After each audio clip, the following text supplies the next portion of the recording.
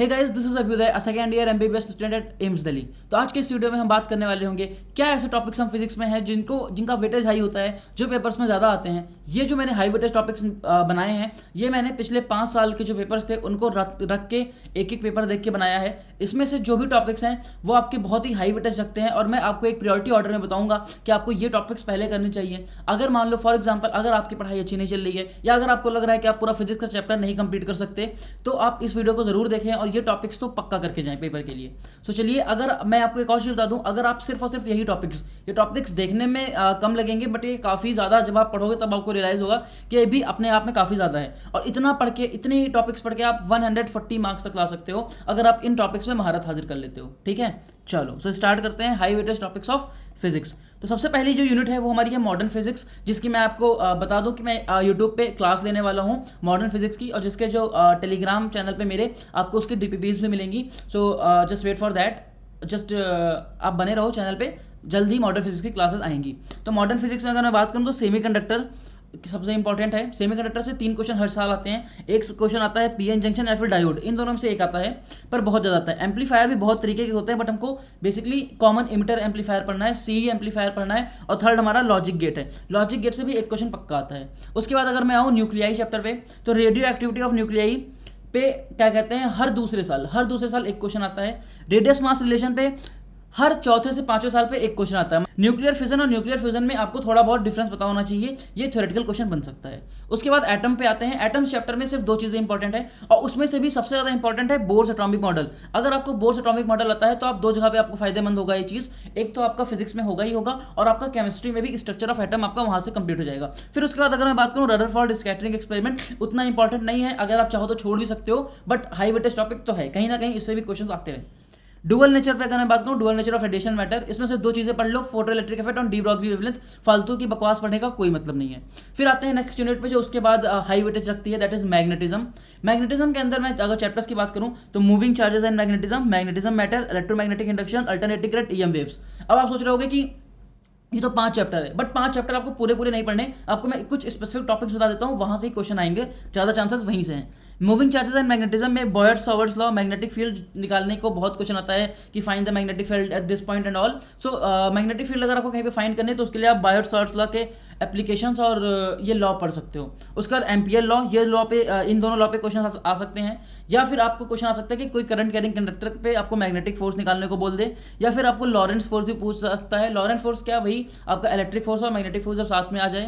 फिर उसके बाद मैग्नेटिक मोमेंट भी आप पढ़ सकते हो। तो ये 5 टॉपिक्स है जिनमें से ही क्वेश्चन आने वाला है मूविंग चार्जेस एंड मैग्नेटिज्म में से। उसके बाद अगर मैं मैग्नेटिज्म एंड मैटर की बात करूं, तो इसमें अर्थ मैग्नेटिज्म पे क्वेश्चन आया हुआ है, नीट 2019 के पेपर में भी जल्दी आया था। उसके बाद अर्थ मैग्नेटिज्म पे क्वेश्चन आते रह रहे हैं। फिर मैग्नेटिक प्रॉपर्टी ऑफ मटेरियल, जैसे कि क्या डायामैग्नेटिक, पैरामैग्नेटिक, फेरोमैग्नेटिक क्या होता है, क्यूरी टेम्परेचर क्या होता है, तो ये सब जो चीज़ें हैं ये आपकी मैग्नेटिक प्रॉपर्टी ऑफ मटेरियल में आती हैं। साथ ही साथ मैं एक चीज़ और आपका अटेंशन खींचना चाहता हूँ, यहाँ पे मैंने डाइपोल मोमेंट का टॉपिक नहीं लिखा है, डाइपोल मोमेंट का टॉपिक नहीं लिखा है। आप वो टॉपिक भी पढ़ सकते हो, क्योंकि अभी रिसेंट समय में डाइपोल मोमेंट के भी क्वेश्चन आ रहे हैं, डाइपोल मोमेंट एंड टॉर्क के क्वेश्चन आ रहे हैं। वैसे वो मैंने ईएमआई में लिख दिया है, अगर आप चाहो तो ईएमआई में भी पढ़ सकते हो, मतलब कि ऑलमोस्ट सेम ही चीज़ होती है, बट अगर आप यहाँ पे भी पढ़ लोगे सेपरेट तो अच्छी चीज़ है।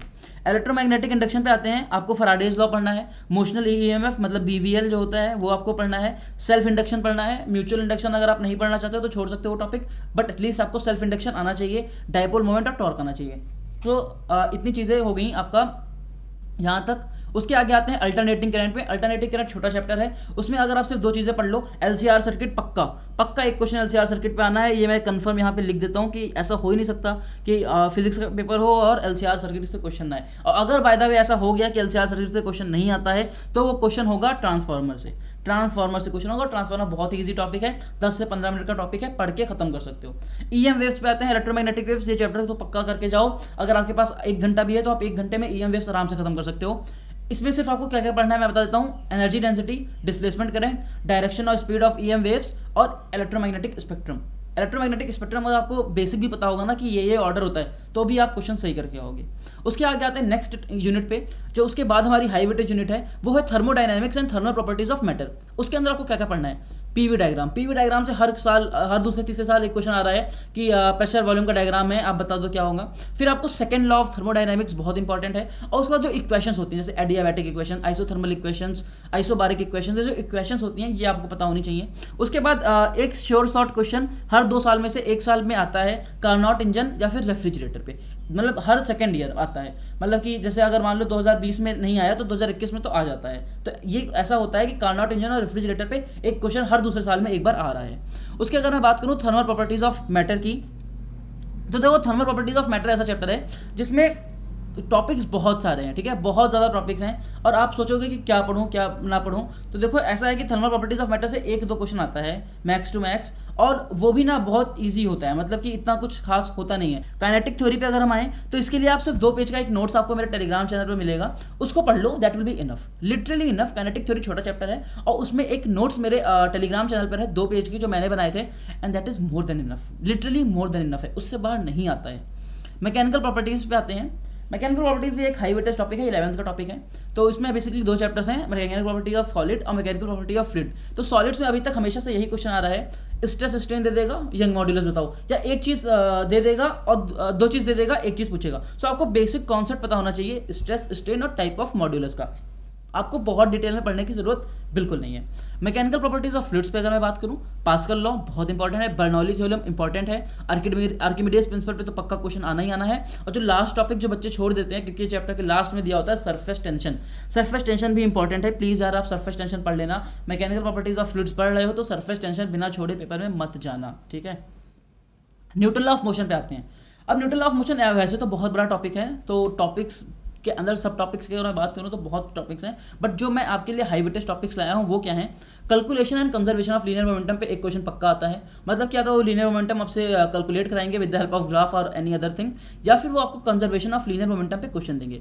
सेकंड क्वेश्चन एक तो पक्का आता है, पुली स्ट्रिंग सिस्टम पे आता है क्वेश्चन, मतलब ऐसे पुली स्ट्रिंग सिस्टम दे देंगे और उसके अंदर पूछेंगे कि टेंशन के बता दो क्या होगा। तो ऐसे अगर आप कुछ क्वेश्चन कर लो पुली स्ट्रिंग सिस्टम के तो दैट विल बी इनफ। उसके बाद आप सूडो फोर्स जरूर पढ़ लेना, क्योंकि सूडो फोर्स से अभी नीट 2018 में एक क्वेश्चन आया हुआ है, और उसके बाद भी अभी पहले भी क्वेश्चन आए हुए हैं। तो सूडो फोर्स बहुत इंपॉर्टेंट रिसेंट टॉपिक है जहां से क्वेश्चन बन रहे हैं, तो आप सूडो फोर्स भी पढ़ लेना एक बार, छोटा टॉपिक है इसीलिए लिखा है। फिर उसका आता है फ्रिक्शन एंड कॉन्टैक्ट फोर्स, इससे भी एक क्वेश्चन पक्का आता है।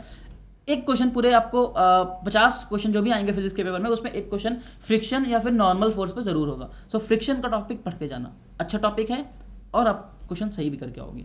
अगर मैं उसके आगे बात करूँ अगली यूनिट पे, न्यूटन लॉ ऑफ मोशन के बाद वर्क एनर्जी एंड पावर, जो उससे बात आती है हाई वेटेज टॉपिक में, तो वर्क एनर्जी पावर में सबसे इंपॉर्टेंट चीज़ है work energy theorem. Work energy theorem बहुत इंपॉर्टेंट है। उसके बाद अगर मैं बात करूँ तो वर्टिकल सर्कुलर मोशन पे भी अब क्वेश्चन आना स्टार्ट हो चुके हैं।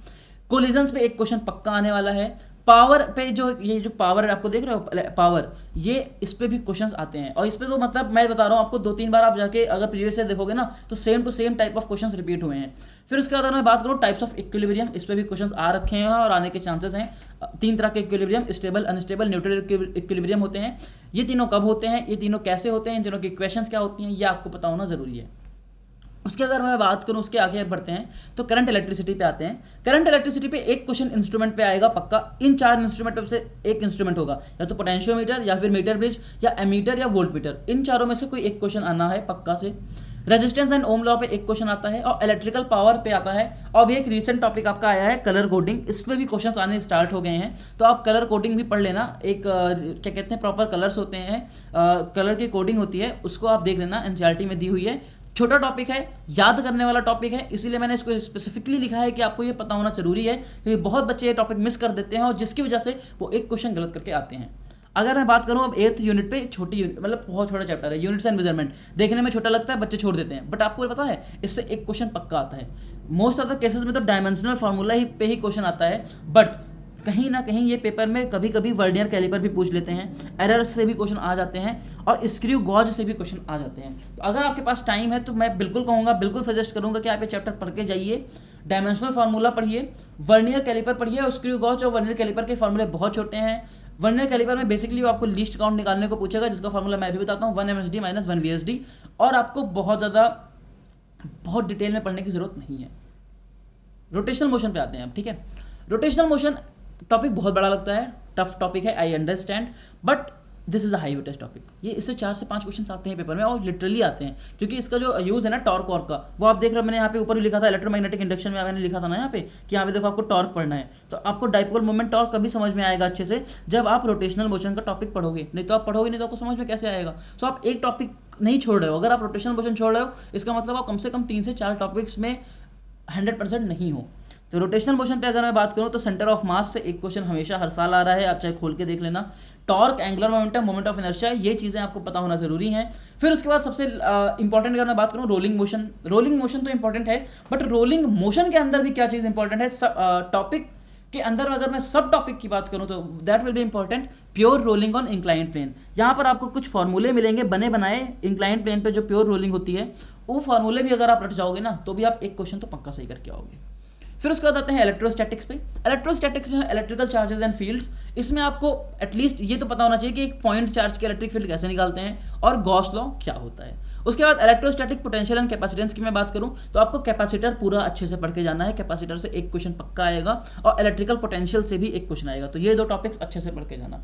अगर मैं ऑप्टिक्स की बात करूं, ऑप्टिक्स इज लाइक काफ़ी बड़ी यूनिट है ऑप्टिक्स। तो ऑप्टिक्स में अगर मैं आपको स्पेसिफिक टॉपिक्स बताऊं तो रे ऑप्टिक्स में लेंस फार्मूला, लेंस की जितनी भी चीज़ें हैं वो आप पढ़ जाना, उस पर क्वेश्चन आ जाएंगे। प्रिज्म पढ़ लेना और टेलीस्कोप और माइक्रोस्कोप पढ़ लेना, ठीक है।